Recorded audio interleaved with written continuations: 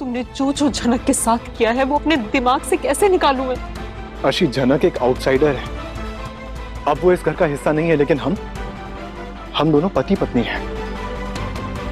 हम इस घर का हिस्सा हैं, तो हम उसके बारे में बात क्यों कर रहे हैं? अर्शी, आज न सही, लेकिन एक न एक दिन तुम समझोगी कि मैंने कुछ गलत नहीं किया। किया है, तुमने गलत किया है अनी। अर्शी बेटा, काम डाउन प्लीज, अपने आप को संभालो। नहीं डैड, मैं अब शांत नहीं रह सकती। मेरे अंदर ना एक आग सुलग रही है, जल रही हूं मैं अंदर से। और अब सभी घबराते हैं कि अगर इस तरह अर्शी बातें करेंगी और नफरत रहेगा उसके जहन में तो वो ठीक कैसे होगी। पर क्या सृष्टि इस बात को समझती है? मेरी हिम्मत टूट चुकी है और मेरा ये दर्द मेरे अलावा और कोई नहीं समझ सकता। यहाँ झनक ने मुझसे मेरा सब कुछ छीन लिया, सब कुछ लेकर चली गई। सिर्फ एक डांस ही तो था मेरे पास, उसने वो भी छीन लिया मुझसे। पर अनी को अब भी अर्शी की ये बात सही नहीं लगती। उसे अब भी पता है कि झनक ने कुछ नहीं किया है। पर अब तनुजा, अनी, अगर अब भी तुम्हें समझ नहीं आ रहा है ना उस लड़की ने हमारी अर्शी के साथ क्या किया है, then I really don't understand, तुम्हें कब समझ आएगा। और अब सबकी नजरें अनी पर है। उसकी रिएक्शन देख रहे हैं सब कि वो क्या कुछ बोलेगा। And for please God sake, उस लड़की को भूल जाओ। अगर वो तुम्हें कॉल भी करे ना तो प्लीज डोंट आंसर इट। उस लड़की को अपनी जिंदगी से निकाल दो। हाँ नहीं, अब ब्लॉक कर दे उस लड़की को, अर्शी के लिए, अपने परिवार के लिए।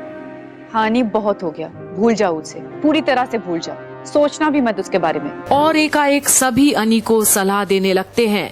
वहीं अब विनायक, अनिरुद्ध देखो, मेरे हिसाब से जो सब लोग कह रहे हैं वो ठीक ही कह रहे हैं। बस एक ही बात का अफसोस है कि सबने मिलकर झनक को गलत समझा।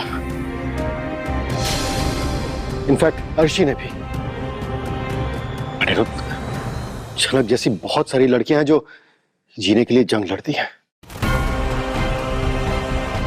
झनक उनमें से ही एक है। सो प्लीज उसकी जिम्मेदारी उठाना बंद कर दो तुम। अंकल, जब झनक इस घर में है ही नहीं तो मैं उसकी जिम्मेदारी कैसे उठा सकता हूँ? पर सभी को पता है कि अनी झनक के बारे में सोचना बंद नहीं करेगा। पर अनी, मुझे तो ये भी नहीं पता कि मैं उससे फिर से मिलूंगा या नहीं। अनी, अगर फिर से मिलना हुआ तो क्या फिर से जिम्मेदारी लेगा तू उसकी? दादा प्लीज अपनी बातों पे उलझाना बंद कीजिए मुझे। मैं अर्शी के साथ खुश रहना चाहता हूँ, इस रिलेशन को 100% देना चाहता हूँ। And I expect कि अर्शी भी यही करेगी। अर्शी, हम अपनी जिंदगी पे फोकस करते हैं ना, प्लीज। तो क्या अब एक लाचार अर्शी अनी के ऊपर भरोसा कर पाएगी या ये एक समझौता है अनी के लिए, जहां अनी के कहे पर अब परिवार वाले खुश तो हैं। उन्हें लगता है कि अब शायद इतना कहने पर अर्शी अब अनी को एक मौका तो दे ही देगी और उस पर भरोसा भी करेगी। जो चला गया सो चला गया, अब वो अपनी जिंदगी जिए। मेरे साथ जो है मैं उसके साथ जीऊंगा, उसे ठीक करूंगा। जैसा था सब कुछ वैसा फिर से करूंगा अर्शी। वो बीता वक्त वापस लाऊंगा मैं, आई प्रॉमिस। पर क्या अर्शी अब अनी को पूरी तरह पाएगी सिर्फ अपने लिए, जहां अब साफ नजर आता है कि अनी शायद समझौता कर रहा है अपनी जिंदगी से। और अब कुछ समय बाद मॉम, डैड और अनी क्या बात कर रहे थे? किसके बारे में? यही कि जो कुछ भी हुआ उसकी जिम्मेदार झनक नहीं है। अब अगर किसी को कोई गलतफहमी हो और सच जानना ही नहीं चाहता हो तो उसकी गलतफहमी हम दूर कैसे कर सकते हैं? कंफर्टेबल? कैसी गलतफहमी? ऐसी गलतफहमी जो सच को धुंधला करे और उसके बदले में झूठ दिखाए। मैं समझी नहीं। अर्शी, जाने दो ना, तुम्हें समझने की जरूरत भी नहीं है। तुम्हारी भी बहुत सारी बातें हैं जो मुझे समझ में नहीं आती, लेकिन मान लेती हूँ ना मैं।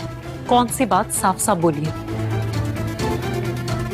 देखो अर्शी, इन बातों को छोड़ दो अब। तुम हॉस्पिटल से वापस आई हो, यही बहुत बड़ी बात है।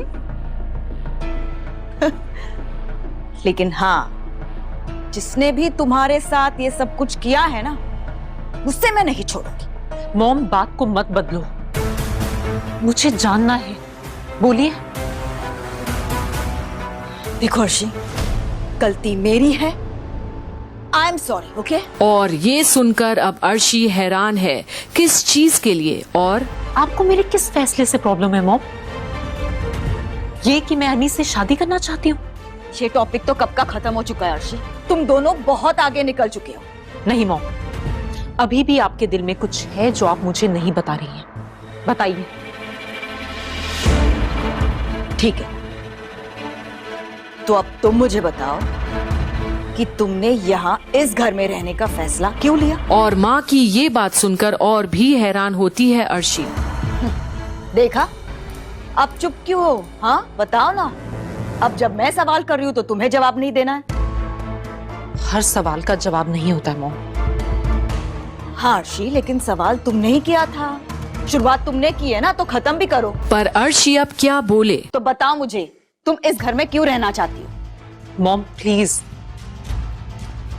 आई एम रियली टायर्ड, मुझे इस बारे में बात नहीं करनी है। ठीक है, बात मत करो, लेकिन एक बात जान लो, तुम्हारी मॉम से ज्यादा भलाई तुम्हारी और कोई नहीं चाहेगा, अनिरुद्ध भी नहीं। भलाई? हाँ, सबको मेरी ही तो फिक्र है, सब मेरी ही भलाई चाहते हैं, आप, अनी, सब। क्या मतलब है तुम्हारा? कुछ नहीं mom, I am really tired, मुझे अकेला छोड़ दीजिए, आई नीड रेस्ट। और अब ऐसा लगता है जैसे माँ बेटी के बीच भी दूरी पैदा हो गई है, ख्यालों की। ठीक है, लेकिन एक बात बताना, इतना बड़ा हादसा हुआ लेकिन उसके बाद तुमने किसी से बात नहीं की, ना मुझसे, ना डैड से, अनिरुद्ध से भी नहीं। क्यों? क्या हुआ है तुम? तो क्या अर्शी के सदमे से ज्यादा इम्पोर्टेंट है सृष्टि का अपना ईगो? देखो अर्शी, ओके देखो, स्ट्रेस मत लो, तुम ठीक हो जाओगी और फिर तुम्हें डांस भी शुरू करना होगा। डांस? हाँ डांस। और तुम्हें पता है, मुंबई में एक बहुत बड़ा रियलिटी शो हो रहा है, उन्होंने तुम्हें इनवाइट किया है और वो चाहते भी है कि तुम पार्टिसिपेट करो। And I am sure trauma sessions और फिजियोथेरेपी के बाद तुम एकदम ठीक हो जाओगी और डांस भी करने लगोगी। नहीं मॉम, मुझे डांस नहीं करना है। और अर्शी का ये डिसीजन सुनकर सृष्टि हैरान है। मुझ में अब और हिम्मत नहीं है, मैं थक चुकी हूँ, मुझे कुछ नहीं करना है। डांस नहीं करना है मतलब मुझे कुछ नहीं करना है, ना डांस ना कुछ और, कुछ भी नहीं। मुझे बस अकेले रहना है, एकदम अकेले। सो प्लीज मुझे अकेला छोड़ दीजिए, जाइए यहाँ से। नहीं, तुम्हें यहाँ अकेला छोड़ के मैं नहीं जाऊंगी। यहाँ कोई आ जाए फिर चली जाऊंगी। फाइन, जैसी आपकी मर्जी।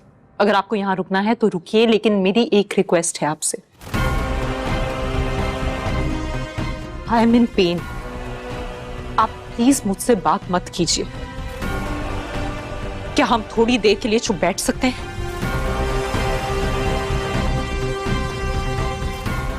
ठीक है। तो क्या अब सृष्टि अपने ही करतूतों के चलते अपनी ही बेटी से भी नफरत ही पाएगी?